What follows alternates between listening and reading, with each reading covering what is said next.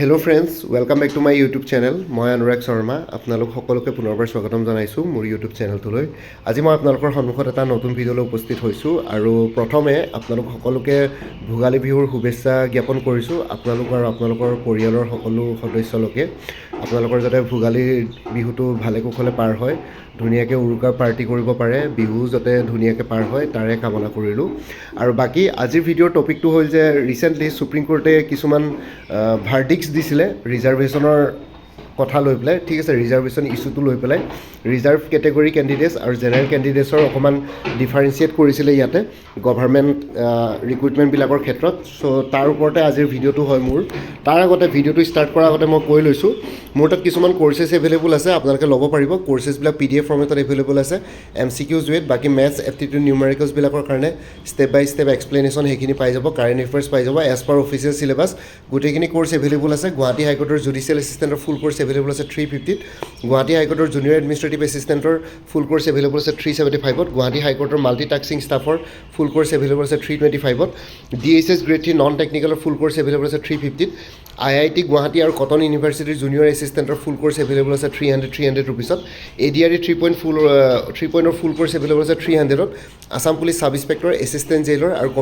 কনিষ্টবলৰ ফুল course available আছে 250ত। কোনোবা যদি ইণ্টাৰেষ্টেড কেণ্ডিডেটছ আছে এইটো নম্বৰ হোৱাটছএপ কৰি জনাব পাৰে 9706557851, ঠিক আছে। চ' এতিয়া আমি ভিডিঅ' টপিকটোলৈ গৈছোঁ। চ' ৰিচেণ্টলি সুপ্ৰিম কোৰ্টে কেইবাটাও ভাৰ্ডিক্ট দিছে, লেটেষ্ট ভাৰ্ডিক্টছ ৰিজাৰ্ভেশ্যনৰ লগত। আজি কেইদিনমান আগতে আই থিংক ছেপ্টেম্বৰ মাহত এটা ভাৰ্ডিক্ট দিছিলে যে কোনোবা যদি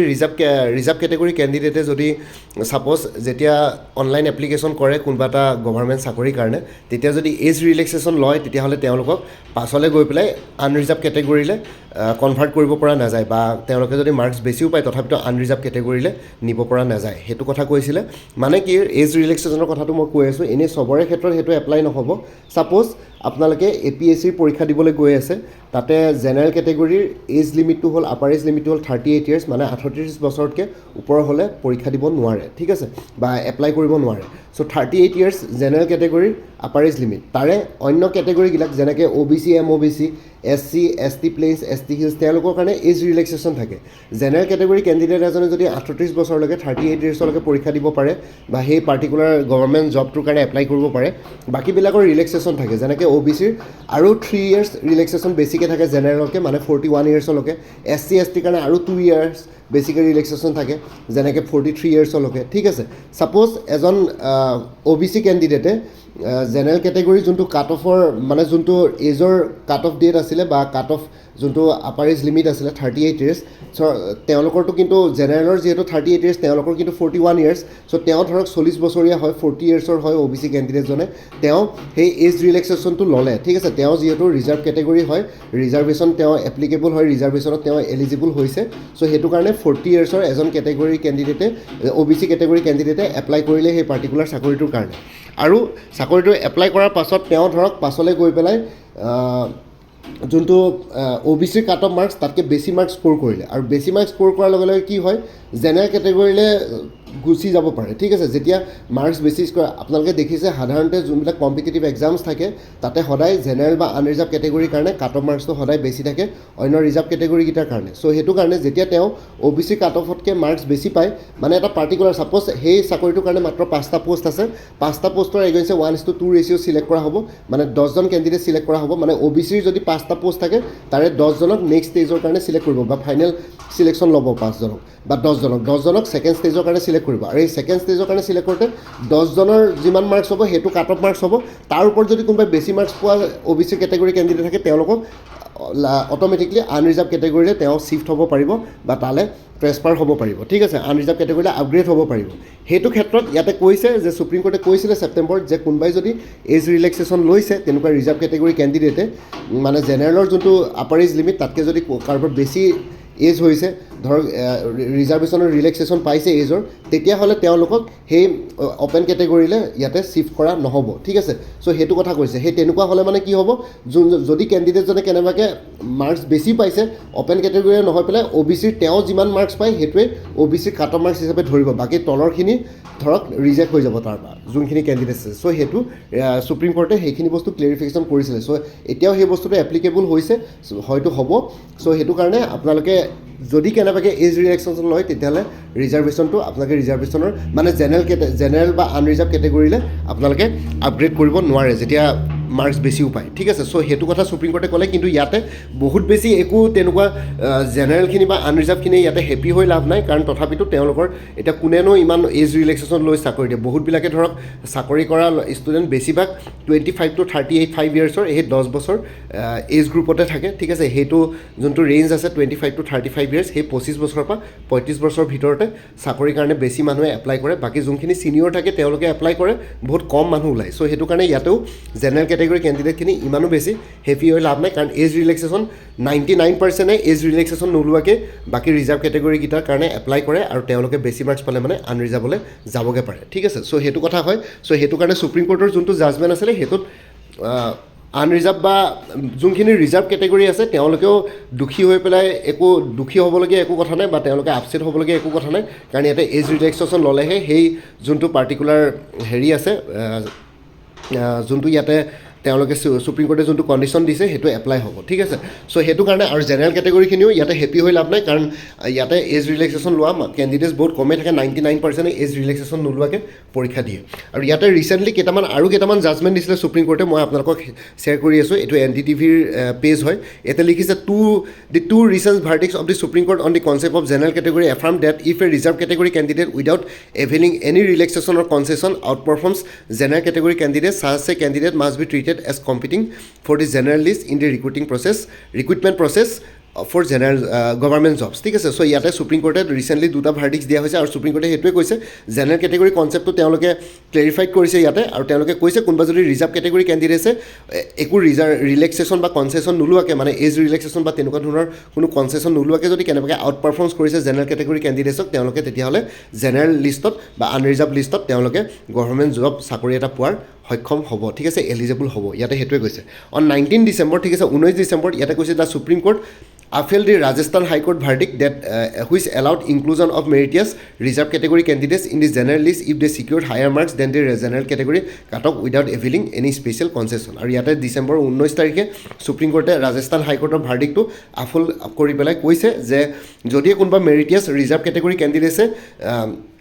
জেনেৰেল কেটেগৰী কাট অফতকৈ বেছি মাৰ্কছ স্ক'ৰ কৰে তেতিয়াহ'লে তেওঁ জেনেৰেল লিষ্টত আহাৰ ইয়াতে এলিজিবল হ'ব ঠিক আছে যদি without availing any special concession আৰু কোনোবাই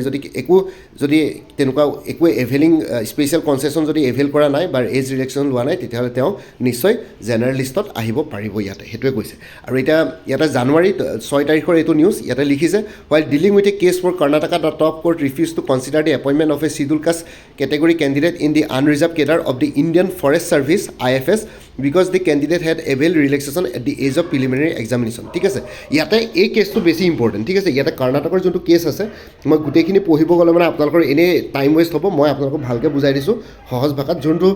কৰ্ণাটকৰ যোনটো কেছ আছিলে সেইটো 2013 আই থিংক ইণ্ডিয়ান ফৰেষ্ট ছাৰ্ভিচৰ কেছ আছিলে ইয়াতে এজন চিডিউল কাষ্ট কেটেগৰী কেণ্ডিডেটক ইয়াতে আনৰিজাৰ্ভ কেডাৰলৈ তেওঁলোকে এপইণ্টমেণ্ট কৰাত ইয়াতে ৰিফিউজ কৰিছে ঠিক আছে কৰ্ণাটকত মানে কৰ্ণাটকৰ সুপ্ৰিম কোৰ্টৰ জাজমেণ্ট এটা ইয়াতে ৰিফিউজ কৰিছে কাৰণ কাৰণ ইণ্ডিয়ান ফৰেষ্ট ছাৰ্ভিচে হওক বা যোনখিনি UPSCৰ চিভিল ছাৰ্ভিচেছ এক্সামিনেশ্যন হওক যাক IAS IPS বা ষ্টেট চিভিল ছাৰ্ভিচেছ যেনেকৈ আমাৰ অসমত APSCৰ Assam civil service Assam police service ঠিক আছে ষ্টেট চিভিল ছাৰ্ভিচেছ বা চেণ্ট্ৰেল লেভেল বা all India services IAS IPS ACS APS সেইখিনি যোনখিনি চিভিল ছাৰ্ভিচেছ এক্সামিনেশ্যন আছে তাতে আপোনালোকে দেখিব পৰীক্ষাবিলাকত কেইবাটাও ষ্টেজ থাকে প্ৰথমতে প্ৰিলিমিনাৰী হয় তাৰপিছত মেইন এক্সামিনেশ্যন হয় মেইন এক্সামিনেশ্যনৰ দুটা পাৰ্ট থাকে এটা হ'ল ৰিটেন এক্সামিনেশ্যন এটা হ'ল ইণ্টাৰভিউ বা ভাইভা বছ ঠিক আছে এতিয়া সেই গোটেই এটা ইণ্ট্ৰিগেটেড প্ৰচেছ হয় গোটেইটো প্ৰিলিমিনাৰী মেইনছ ইণ্টাৰভিউ সেই গোটেইকেইটা এটা ইণ্ট্ৰিগেটেড প্ৰচেছ হয় সেইটো এটাও ষ্টেজ মানে আপোনালোকে ইয়াতে ইগন'ৰ কৰিব নোৱাৰে চিলেকশ্যনৰ ক্ষেত্ৰত এতিয়া প্ৰিলিমিনাৰী ষ্টেজৰ মাৰ্কছটো যিহেতু মেইনছ বা ফাইনেল মেৰিট লিষ্ট প্ৰিপেয়াৰ কৰোঁতে অলদ' তাতে এড নহয় কিন্তু প্ৰিলিমিনাৰী ষ্টেজটো ইয়াতে ইম্পৰ্টেণ্ট ৰ'ল প্লে কৰে কাৰণ প্ৰিলিমিনাৰী ষ্টেজটো এটা কোৱালিফাইং ষ্টেজ হয় সেইটোত যদি আপোনালোকে কেনেবাকৈ কাট অফ মাৰ্কছত কোৱালিফাই নকৰে তেতিয়াহ'লে আপোনালোকে মেইনছ এক্সাম দিবলৈ নোৱাৰে বা আগলৈ ভৱিষ্যতলৈ গৈ পেলাই ইণ্টাৰভিউ ষ্টেজলৈও যাব নোৱাৰে ঠিক আছে চ' প্ৰিলিমিনাৰী এক্সামিনেশ্যনটো এটা ক্ৰুচিয়েল ৰোল প্লে কৰে মানে যোনটো নেক্সট ষ্টেজৰ কাৰণে যাবৰ কাৰণে এনেকুৱা ধৰণৰ কম্পিটিটিভ এক্সামছত আৰু লগতে অকল not only civil services examination banking এক্সামছবিলাকতো যদি আপোনালোকে বেংকৰ যদি হায়াৰ অফিচিয়েল গ্ৰেডবিলাকৰ কাৰণে এক্সাম দিবলৈ যায় তাতো প্ৰিলিমিনেৰী থাকে মেইনছ থাকে বা নট অনলি বেংক আৰু লগতে বাকী LICৰ ক্ষেত্ৰত বা ইঞ্চুৰেঞ্চ কোম্পানীবিলাকৰ ক্ষেত্ৰতো এনেকুৱা ধৰণৰ প্ৰচেছ থাকে এটা ইণ্টিগ্ৰেটেড প্ৰচেছ থাকে প্ৰিলিমিনেৰী মেইনছ ইণ্টাৰভিউ চ' সেই তেনেকুৱা ধৰণৰ প্ৰচেছত গোটেই এটা ইণ্টিগ্ৰেটেড ছিষ্টেম বুলি ধৰা হয় প্ৰিলিমিনেৰীটোক কোনো পধ্যে সেইটো ইগন'ৰ কৰিব পৰা নাযায় ইয়াতে কৰ্ণাটকৰ যোনটো কেছ আছিলে ইণ্ডিয়ান ফৰেষ্ট ছাৰ্ভিচৰ তাৰে দুজন কেণ্ডিডেট আছে এজন SC কেণ্ডিডেট আছিলে এজন জেনেৰেল কেণ্ডিডেট আছিলে আৰু কৰ্ণাটকৰ যোনটো কি বুলি কয় কৰ্ণাটক কেডাৰ আছিলে ষ্টেট কেডাৰ আছিলে কৰ্ণাটকৰ কেডাৰত ইণ্ডিয়ান ফৰেষ্ট ছাৰ্ভিচৰ মাত্ৰ এজন এটা জেনেৰেল পষ্ট আছিলে ঠিক আছে এই দুজন কেটেগৰী কেণ্ডিডেটে যোনজন জেনেৰেল কেটেগৰী কেণ্ডিডেট আছিলে তেওঁ জেনেৰেলৰ কাট অফ বেছিকৈ পাই পেলাই প্ৰিলিমিনেৰী এক্সামিনেশ্যনৰ পৰা মেইন ষ্টেজলৈ গৈছিলে যোনটো মেইন এক্সামিনেশ্যনৰ ষ্টেজলৈ গৈছে আৰু যোনজন SC কেণ্ডিডেট আছিলে তেওঁ কি হৈছিলে তেওঁ নিজৰ SC কাট অফতকৈ বেছি মাৰ্কছ পাই পেলাই মেইন ষ্টেজলৈ গৈছিলে কিন্তু জেনেৰেলৰ কাট অফ তেওঁ ক্লিয়াৰ কৰা নাছিলে ঠিক আছে তেওঁ just SC cut off clear কৰি পেলাইহে মেইন এক্সামিনেশ্যনৰ ষ্টেজলৈ গৈছিলে আৰু পাছলৈ গৈ পেলাই তেওঁলোকে মেইন এক্সামিনেশ্যন দিলে ইণ্টাৰভিউ দিলে তাৰপিছত কি হ'ল তেওঁলোকে দুইজনে চিলেক্ট হ'ল এতিয়া চিলেক্ট হোৱাৰ পিছত যেতিয়া ফাইনেল মেৰিট লিষ্ট আহিলে এতিয়া প্ৰিলিমিনেৰী এক্সামিনেশ্যনৰ মাৰ্কছটো কনচিডাৰ নকৰে মেইনছ আৰু ইণ্টাৰভিউ মাৰ্কছ কনচিডাৰ কৰিব ঠিক আছে ফাইনেল চিলেকশ্যনৰ ক্ষেত্ৰত তেতিয়া কি হ'ল SC কেণ্ডিডেটছ আৰু জেনেৰেল কেণ্ডিডেটছ দুইজনৰ মাজত যেতিয়া মেইনছ আৰু ইণ্টাৰভিউ মাৰ্কছ যদি কম্পেয়াৰ কৰোঁ তেতিয়া প্ৰিলিমিনেৰী এক্সামিনেশ্যনৰ মাৰ্কছটো কনচিডাৰ নকৰি পেলাই যেতিয়া মেইনছ আৰু ইণ্টাৰভিউ মাৰ্কছ কনচিডাৰ কৰি পেলাই যেতিয়া ফাইনেল মেৰিট লিষ্ট উলিয়ালে তেতিয়া দেখা পালে যে জেনেৰেল কেটেগৰী কেণ্ডিডেটজনে অলদ' প্ৰিলিমিনেৰীত SC জনতকৈ বেছি মাৰ্কছ স্ক'ৰ কৰি পেলাই পাছ কৰি গৈছিলে কিন্তু যেতিয়া ফাইনেল মেৰিট লিষ্টৰ ফাইনেল মাৰ্কছ আহিলে তেতিয়া দেখিলে যে মেইনছ আৰু ইণ্টাৰভিউ মাৰ্কছ প্লাছ কৰিলে মানে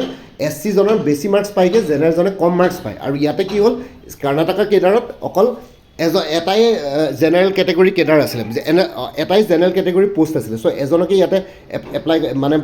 ইয়াতে এপইণ্টমেণ্ট দিব পাৰিছিলে কিন্তু কি হ'ল ইয়াতে সুপ্ৰিম কোৰ্টে ক'লে যে যিহেতু SC কেণ্ডিডেটজনে অলৰেডি ৰিজাৰ্ভেশ্যনৰ বেনিফিট লৈ পেলাই ৰিজাৰ্ভেশ্যনৰ যোনটো সুবিধা আছিলে সেইটো লৈ পেলাই প্ৰিলিমিনেৰী এক্সামিনেশ্যন ক্লিয়াৰ কৰি গৈছিলে আৰু ইণ্ডিয়ান ফৰেষ্ট ছাৰ্ভিচৰ গোটেই এক্সামিনেশ্যনটো এটা ইণ্টিগ্ৰেটেড ছিষ্টেম হয় প্ৰিলিমিনেৰী মেইন ইণ্টাৰভিউ চ' পাছলৈ গৈ পেলাই তেওঁ যদিও জেনেৰেল কেটেগৰী কেণ্ডিডেটজনতকৈ বেছি মাৰ্কছ পাইছিলে কিন্তু তথাপিতো তেওঁক ইয়াতে জেনেৰেল বুলি কেণ্ডিডেট মানে জেনেৰেলৰ যোনটো পষ্ট আছিলে ষ্টেটত কৰ্ণাটকা কেডাৰত এই হোম কেডাৰটোত চ' সেই কেডাৰটোত তেওঁক দিয়া নহৈ পেলাই তেওঁক ছাইডৰ বেলেগ এখন ষ্টেটত তামিলনাডু কেডাৰলৈ ইয়াতে কি বুলি কয় তামিলনাডু কেডাৰ দিয়া হ'ল ঠিক আছে চ' SC কেণ্ডিডেটজনক তামিলনাডু কেডাৰ দিয়া হ'ল আৰু জেনেৰেলজনক যোনটো জেনেৰেল পষ্ট এটাই আছিলে কৰ্ণাটকত চ' জেনেৰেল কেডাৰ দিয়া হ'ল অলদ' তেওঁ SC কেডাৰজনতকৈ মাৰ্কছ কম পাইছিলে চ' ইয়াতে SC জনে তেওঁ কি বুলি কয় ইয়াতে তেওঁ কোৰ্টত PIL ফাইল কৰিলে বা তেওঁ কেছ কৰিলে যে মই বেছি মাৰ্কছ পোৱাৰ পাছতো কিয় মোক মানে হোম কেডাৰ নিদি পেলাই তামিলনাডু কেডাৰলৈ ট্ৰেন্সফাৰ কৰিলে কিন্তু তেতিয়া সুপ্ৰিম কোৰ্টে ক'লে যে টপ কোৰ্টটোৱে ক'লে যে যিহেতু এটা ইণ্টিগ্ৰেটেড ছিষ্টেম হয় প্ৰিলিমিনেৰী মেইনছ ইণ্টাৰভিউ আপুনি যিহেতু অলৰেডি প্ৰিলিমিনেৰী ষ্টেজত এবাৰ ৰিজাৰ্ভেশ্যন ইউজ কৰিছিলে চ' সেইটো কাৰণে আপুনি ফাইনেল মেৰিট লিষ্টত আপোনাৰ মাৰ্কছ বেছি আহিলেও যিহেতু ইণ্টিগ্ৰেটেড ছিষ্টেম হয় চ' প্ৰিলিমিনেৰীটো ইগন'ৰ কৰিব পৰা নাযায় মাৰ্কছ এড নহ'লেও ফাইনেল মেৰিট লিষ্ট প্ৰিপেৰেশ্যনৰ ক্ষেত্ৰত মাৰ্কছ এড নহ'লেও যিহেতু আপুনি এবাৰ ৰিজাৰ্ভেশ্যনৰ ৰিলেক্সেশ্যন লৈছিলে বা সুবিধাটো লৈছিলে চ' সেইটো কাৰণে আপোনাক জেনেৰেল হিচাপে কনচিডাৰ কৰা নহ'ব যিহেতু জেনেৰেলৰ ইয়াতে ছিট বা জেনেৰেলৰ ইয়াতে কেডাৰত পষ্ট এটাই আছিলে কৰ্ণাটকত চ' সেইটো কাৰণে জেনেৰেলজনকে দিয়া হ'ল আৰু SC জনক সেইকাৰণে তামিলনাডু কেডাৰলৈ ইয়াতে চিফ্ট কৰা হ'ল ঠিক আছে চ' সেইটো তেওঁ ক্লেৰিফাই কৰি দিলে আৰু সুপ্ৰিম কোৰ্টৰ টপ কোৰ্টজনে সেইকাৰণে সেইটো বস্তু ৰিফিউজ কৰি পেলাই SC কেণ্ডিডেটজনক আনৰিজাৰ্ভ কেডাৰত কৰ্ণাটকত তেওঁক এপইণ্টমেণ্ট নিদি পেলাই ইখন ষ্টেজত যোনখন তামিলনাডু ষ্টেটখনত যিহেতু SC কেডাৰ আছিলে চ' তেওঁক তাতে চিফ্ট কৰা হ'ল আৰু জেনেৰেলজনে নিজৰ হোম কেডাৰ পালে ঠিক আছে ইয়াতে সেইটো তেনেকুৱা আৰু এতিয়াও চেণ্ট্ৰেল গভৰ্ণমেণ্টৰ যোনবিলাক কম্পিটিটিভ এক্সামছ হয় বা চেণ্ট্ৰেল গভৰ্ণমেণ্টৰ যোনবিলাক ৰিক্ৰুইটমেণ্ট হয় তেতিয়াও আপোনালোকে যদি এবাৰ তেনেকৈ ৰিজাৰ্ভেশ্যনৰ বেনিফিট লৈছে তেতিয়াহ'লে ভৱিষ্যতলৈ আপোনালোকে সেই একেটা কামৰ কাৰণে ৰিজাৰ্ভেশ্যনৰ বেনিফিট ল'ব নোৱাৰিব ছাপ'জ আপোনালোকে এতিয়া মই এনেই ছাপ'জ ফৰ এক্সাম্পল কৈ আছোঁ আছাম ডাইৰেক্ট ৰিক্ৰুইটমেণ্ট ADRE কোনোবা এজনে ধৰক শিডিউল ট্ৰাইব বা শিডিউল কাষ্টৰ বা OBCৰ বেনিফিট লৈ পেলাই তেওঁ চাকৰি পালে এবাৰ নেক্সট টাইম আকৌ ধৰক এটা হায়াৰ গ্ৰেড পে' কাৰণে তেওঁ আকৌ পৰীক্ষা দিবলৈ বিচাৰিছে তেতিয়াহ'লে তেওঁ নেক্সট টাইম যদিহে চেণ্ট্ৰেল গভৰ্ণমেণ্টৰ পৰা অন্য তেনেকুৱা বহুতবিলাক ষ্টেট আছে যোনবিলাকে এটা ৰুল এপ্লিকেবল কৰিছে এবাৰ ৰিজাৰ্ভেশ্যনৰ সুবিধা লোৱাৰ পিছত নেক্সট টাইম তেওঁ ৰিজাৰ্ভেশ্যনৰ সুবিধা ল'ব নোৱাৰিব এতিয়া কোনোবা এজন কেণ্ডিডেটে যদি এবাৰ ৰিজাৰ্ভেশ্যনৰ সুবিধা লৈ চাকৰি লৈছে নেক্সট টাইম যদি তেওঁ বেলেগ এটা চাকৰি ল'ব বিচাৰে গভৰ্ণমেণ্টৰ আণ্ডাৰত তেওঁ তেতিয়া ৰিজাৰ্ভেশ্যনৰ সুবিধা ল'ব নোৱাৰিব ঠিক ঠিক আছে তেনেকুৱা ধৰণৰ কিছুমান ছিষ্টেম বহুতবিলাক ষ্টেটত এপ্লিকেবল হয় চেণ্ট্ৰেল গভৰ্ণমেণ্টৰ ক্ষেত্ৰতো এপ্লিকেবল হয় কিছুমান ক্ষেত্ৰত আৰু কিছুমান ক্ষেত্ৰত নহয় তো ইয়াতে ষ্টেটত কিন্তু আমাৰ তেনেকুৱা নাই এজন যদি কোনোবা যদি SC বা OBC বা কোনোবা ৰিজাৰ্ভ কেটেগৰী কেণ্ডিডেটে এবাৰ ৰিজাৰ্ভেশ্যনৰ সুবিধা লৈ পেলাই চাকৰি পাইছে বা কাট অফ জেনেৰেলতকৈ বহুতখিনি কাট অফ মাৰ্কছ কম লৈ পেলাই চাকৰি লৈছে কিন্তু তথাপিতো তেওঁ ভৱিষ্যতলৈ আকৌ যদি বেলেগ এটা চাকৰি ল'ব বিচাৰে গভৰ্ণমেণ্টৰ আণ্ডাৰতে তেওঁ আকৌ ৰিজাৰ্ভেশ্যনৰ সুবিধা ল'ব পাৰিব আৰু ঠিক তেনেদৰে প্ৰমোশ্যনৰ ক্ষেত্ৰতো সুবিধা ল'ব পাৰিব মানে প্ৰত্যেকবাৰে ৰিজাৰ্ভেশ্যনৰ সুবিধা ল'ব পাৰিব সেই ৰিজাৰ্ভেশ্যনৰ সুবিধা ল'লে মানে জেনেৰেল কেটেগৰীখিনিৰ কাৰণে তেনেকুৱা একো ইয়াতে জেনেৰেল কেটেগৰীখিনি একো আহে নাযায় কিন্তু ৰিজাৰ্ভ কেটেগৰী কেণ্ডিডেট বাকী যোনখিনি থাকে সেইখিনিৰ প্ৰব্লেম হয় কাৰণ এজন ৰিজাৰ্ভ কেটেগৰী কেণ্ডিডেটে বাৰেপতি ৰিজাৰ্ভেশ্যনৰ বেনিফিট লৈ পেলাই বাৰেপতি ইটোৰ পিছত ইটো যদি চাকৰি ক্ৰেক কৰি থাকে বাকী যোনখিনি অন্য ৰিজাৰ্ভ কেটেগৰী কেণ্ডিডেট আছে যিসকলে বৰ্তমান চাকৰি পোৱা নাই ধৰক যিসকলে অলৰেডি জবলেছ হৈ বহি আছে তেওঁলোকৰ এটা পোষ্ট এটা ছিট গুচি যায় তেনেকৈ বহুতবিলাক ছিট গুচি যায় ঠিক আছে চ' তেনেকৈ বাকী যোনখিনি ভৱিষ্যতলৈ পৰীক্ষা দিয়ে তেওঁলোকৰ প্ৰব্লেম হৈ যায় ইয়াতে চ' সেইটোৱে সুপ্ৰিম কোৰ্টে ইয়াতে কৈছিলে ঠিক আছে কৰ্ণাটকৰ কেছটোত অকণমান এক্সাম্পল দি পেলাই সেইটোৱে ইয়াতে বুজাইছিলে ডাইৰেক্টলি আৰু ইনডাইৰেক্টলি তেনেকুৱা ধৰণৰ কিন্তু অসমত তেনেকুৱা ধৰণৰ একো ছিষ্টেম নাই বৰ্তমান লেটছ চি ভৱিষ্যতলৈ কিবা যদি আহে চ' এইটোৱে আছিলে ৰিজাৰ্ভেশ্যনৰ চ' আপোনালোকৰ ইয়াতে যেতিয়া পৰীক্ষাৰ কাৰণে এপ্লাই কৰিব তেতিয়াহ'লে ইয়াতে এতিয়ালৈকে বৰ্তমান তেনেকুৱা একো ছিষ্টেম ইমপ্লিমেণ্ট হোৱা নাই চ' সেইটো কাৰণে ইমান বেছি কনফিউজ নহ'ব যদি কেনেবাকৈ এতিয়া জুডিচিয়েল এছিষ্টেণ্টত ধৰক এটা ST প্লেইনছৰ চাগে এটা পোষ্ট আছে বাকীখিনি গোটেই 7টা আনৰিজাৰ্ভ কেটেগৰী আছে চ' আপোনালোকৰ যোনখিনি ৰিজাৰ্ভ কেটেগৰী কেণ্ডিডেট যিসকলৰ তাতে পোষ্ট খালী নাই তেওঁলোকে আনৰিজাৰ্ভ কেটেগৰীত এপ্লাই কৰিব পাৰিব আৰামছে একো প্ৰব্লেম নহয় ঠিক আছে চ' কেনেবাকৈ যদি এজ ৰিলেক্সেশ্যন লৈছে হয়তো তেতিয়া আপোনালোকক আৰু ইয়াতে এজ ৰিলেক্সেশ্যন লোৱা নোলোৱা কথা নাহে কাৰণ যোনটো জুডিচিয়েল এছিষ্টেণ্টৰ পোষ্ট আছিলে তাতে আনৰিজাৰ্ভ পোষ্টে 7টা আছে বাকী STৰ এটাই আছিলে চ' সেইটো কাৰণে আপোনালোকক আনৰিজাৰ্ভ হিচাপে ট্ৰিট কৰিব পাৰিব কিন্তু আপোনালোকে আনৰিজাৰ্ভ হিচাপে জইন কৰিব লাগিব চ' আনৰিজাৰ্ভৰ কাট অফে আপোনালোকে ক্লিয়াৰ কৰিব লাগিব ঠিক আছে চ' আনৰিজাৰ্ভখিনিৰ লগতে কম্পিট কৰিব লাগিব চ' সেইটোত কণ্ডিশ্যনটো তেনেকুৱাই হয় চ' এইখিনি আছিলে আই হোপ আপোনালোকে অলপ বুজি পালে যোনখিনি আছিলে সুপ্ৰিম কোৰ্টৰ লেটেষ্ট ভাৰ্ডিক্ট অন ৰিজাৰ্ভেশ্যন বাকী আপোনালোকে নিজৰ মতামত কমেণ্ট ছেকশ্যনত জনাব পাৰে বাকী আছাম কম্পিটিটিভ এক্সামছ বুলি এটা ফুল কোৰ্চ এভেইলেবল আছে 400ত ইয়াতে অসমৰ যিকোনো কম্পিটিটিভ এক্সামছৰ ষ্টাডি মেটেৰিয়েলছ পাব with previous year question papers বহুতখিনি ইয়াতে ইনক্লুডেড হৈ আছে ADRE Assam police DSS DME Guwahati high court আৰু লগতে বাকী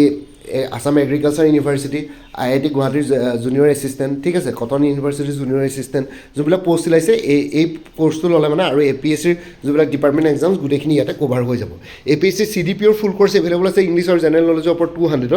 বাকী APSC research assistant finance budget ডিপাৰ্টমেণ্টৰ ফুল কোৰ্চ এভেইলেবল আছে 300ত আৰু 23খন প্ৰিভিয়াছ ইয়েৰ কুৱেশ্যন পেপাৰ্ছৰ ছেটছ এভেইলেবল আছে with answer key 75 ৰুপিছত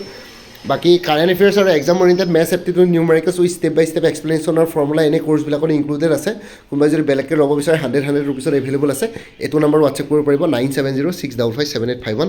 APSC forest ranger বা soil conservation ranger full course available আছে ইংলিছ আৰু জেনেৰেল নলেজৰ ওপৰত 350ত আছাম এগ্ৰিকালচাৰ ইউনিভাৰ্চিটিৰ নন টিচিং পষ্টৰ কাৰণে ফুল কোৰ্চ এভেইলেবল আছে 300ত APSC assistant engineer junior engineer full courses available আছে জেনেৰেল ষ্টাডিজৰ ইংলিছ গ্ৰামাৰৰ ওপৰত 250 ৰুপিছত এইটো নম্বৰ হোৱাটছএপ কৰিব পাৰিব 9706557851 আৰু মোৰ পৰা কোৰ্চ ল'লে কাৰেণ্ট এফেয়াৰ্ছবিলাক লাইফ টাইম পাই থাকিব আপডেটেড কাৰেণ্ট এফেয়াৰ্ছ তাৰ কাৰণে কোনো ফাৰ্ডাৰ পে'মেণ্ট কৰিব নালাগে এটা জাষ্ট ৰিমাইণ্ডাৰ মেছেজ দিলেই হ'ল হোৱাটছএপত যে প্ৰিভিয়াছ মান্থ বা লাষ্ট মান্থৰ কাৰেণ্ট এফেয়াৰ্ছ লাগে মই লগে লগে আপোনালোকৰ সৈতে শ্বেয়াৰ কৰি দিম কোনোবা যদি ইণ্টাৰেষ্টেড কেণ্ডিডেটছ আছে এইটো নম্বৰ হোৱাটছএপ কৰি জনাব 9706557851 আপোনালোকক কোনটো কোৰ্চ লাগে কোৰ্চৰ কণ্টেণ্টছখিনি শ্বেয়াৰ কৰিম লগতে পে'মেণ্টৰ লিংক দিম পে'মেণ্ট কৰাৰ লগে লগে গোটেই কোৰ্চটো নিজৰ হোৱাটছএপত PDF ফৰ্মেটত পাই যাব আৰু আগতে যদি কোনোবাই মোৰ পৰা কিবা কোৰ্চ লৈছিলে এবাৰ জনাই দিব তেতিয়া আগৰ মেটেৰিয়েলছখিনি বাদ দি যোনখিনি নতুন মেটেৰিয়েলছ লাগিব সেইখিনি ল'লে হ'ল তেতিয়া প্ৰাইচটো অলপ কমি যাব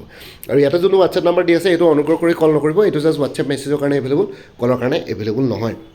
বাকী ভিডিঅ' ডেছক্ৰিপশ্যনৰ কমেণ্ট ছেকশ্যন চেক কৰক তাতে কোৰ্চখিনিৰ কথা আৰু এবাৰ উল্লেখ কৰি দিয়া আছে লগতে মোৰ আৰু এটা চেনেল আছে অসম আইকিউ বুলি সেই চেনেলটোৰ লিংকটো ভিডিঅ' ডেছক্ৰিপশ্যনত দিয়া আছে আপোনালোকে সেইটো চেনেলত ছাবস্ক্ৰাইব কৰিব পাৰিব চ' ভৱিষ্যতলৈ এনেকুৱা ধৰণৰ কম্পিটিটিভ এক্সামছবিলাক দিয়াৰ ক্ষেত্ৰত আৰু অলপ এক্সট্ৰা গাইডেঞ্চ পাই যায় বাকী মোৰ ভিডিঅ'ছবোৰ চাই যদি ভাল পায় মোৰ চেনেলটো ছাবস্ক্ৰাইব কৰি ল'ব আৰু লগতে আপোনালোকৰ যিমানখিনি ফেমিলি ফ্ৰেণ্ডছ ৰিলেটিভছ আৰু চিনাকি এক্সপিৰিয়েঞ্চ আছে তেওঁলোকৰ লগত মোৰ চেনেলটো শ্বেয়াৰ কৰিব লগতে কমেণ্ট ছেকশ্যনত জনাব কিবা যদি কুৱেশ্যন থাকে ডাউট থাকে মই নিশ্চয় আপোনালোকৰ কুৱেশ্যনছ আৰু ডাউটছবিলাকৰ ৰিপ্লাই দিবলৈ চেষ্টা কৰিম বাকী আজিৰ ভিডিঅ'টো ইমানতে সমাপ্ত কৰি আপোনালোক সকলোৰে পৰা বিদায় ল'লোঁ কাইলৈ পুনৰ এটা নতুন ভিডিঅ'লৈ আপোনালোকৰ সন্মুখত উপস্থিত হ'ম তেতিয়ালৈকে ভালকৈ প্ৰিপেৰেশ্যন কৰি থাকক সকলোৱে অল দি বেষ্ট থাকিলে bye and take care friends Bharat Mata কি জয় আই অসম